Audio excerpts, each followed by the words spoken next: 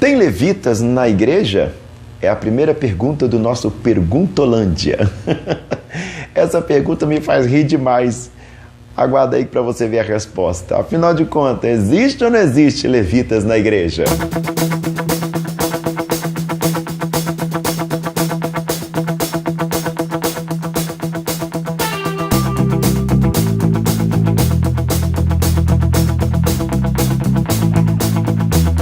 Olá, queridos. Tem levitas na igreja? E se tem, eles são os cantores? É a primeira pergunta para nós estrearmos aqui. Bom, a primeira coisa que a gente tem que entender é contexto, né? O contexto igreja e o contexto bíblico. Dentro do contexto bíblico tem um subcontexto. É o contexto do Antigo Testamento e o contexto do Novo Testamento.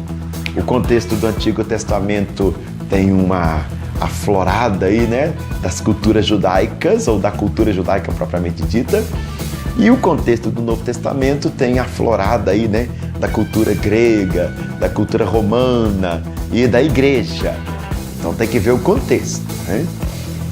Levita na Bíblia, evidentemente, é a casa dos levitas, né? É um grupo de pessoas ali que está incumbido das situações, das demandas do templo. Em se tratando de igreja, no século XXI, no Brasil, qualquer lugar do Oiapoque ao Chuí que você falar que fulano é levita, ele vai entender que a pessoa é cantor. Ela canta, tem o ministério do louvor. Eu não vejo problema nenhum nisso. Primeiro, eu não sou judeu, eu sou cristão. Eu não estou na era bíblica, eu estou na era pós-moderna. Aqui é outro contexto. As palavras, a gente tem que entender isso. Significam, né?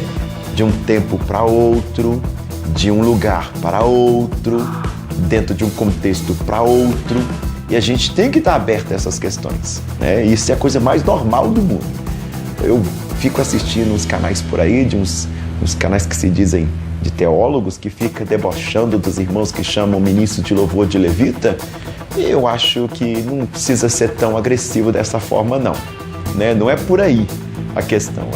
Dentro da igreja brasileira, do Oiapoque ao Chuí, se você falar que a pessoa é levita, todo mundo vai entender que ela tem ministério de louvor. Bom, se o povo entende assim, então a gente tem que ressignificar a coisa. Eu vou ficar brigando contra isso? Esta palavra dentro da igreja, pelo menos a igreja moderna brasileira, ressignificou. E é necessário a gente entender contexto. Teólogo que não entende contexto mistura alhos com bugalhos, né? Por isso que a gente surge por aí, vê coisas esdrúxulas, bizarras, é porque a pessoa não entende que nós estamos no século XXI e Paulo está falando lá no século I, no máximo, né? Que o Antigo Testamento tem pelo menos uns 3.000 anos aí atrás, né? Então tem que ver esses detalhes todos, contexto, apenas isso. Não tem problema nenhum de chamar os ministros de louvor na igreja de levita. Primeiro que a gente não tem templo, então essa palavra seria uma palavra morta para nós, porque templo no cristianismo somos nós enquanto igreja, não é um edifício propriamente dito. Então, essa palavra não poderia existir, porque quem ornamenta o templo, na verdade, aí é o próprio Espírito Santo. Então, o Espírito Santo que seria o levita, se a gente fosse colocar ao pé da letra da sua significância, é claro. Agora, dentro do contexto brasileiro, do século XXI, estamos em 2018, né? Tanto tempo já se passou dessa questão, as palavras, e essa é a coisa mais normal do mundo, ressignificado. Dentro da língua portuguesa, por exemplo, nós temos palavras que eram faladas lá nos anos 60, 50, que hoje, por causa de alguns fenômenos, né, sobretudo musicais, essas palavras se tornaram palavras, inclusive, de baixo calão. E a gente já não fala mais. Então, isso é a coisa mais natural do mundo, as palavras ressignificarem. Então, se você tem um irmãozinho aí na sua igreja que diz que ele é levita só porque ele trabalha no Ministério do Louvor, porque ele cuida da área do louvor da igreja, não precisa ficar agredindo ele só porque você é teólogo, não, né? Misericórdia e humildade cabem em todos os lugares, sobretudo a nós, que temos um pouquinho mais de conhecimento. Tudo bem? Fique com Deus.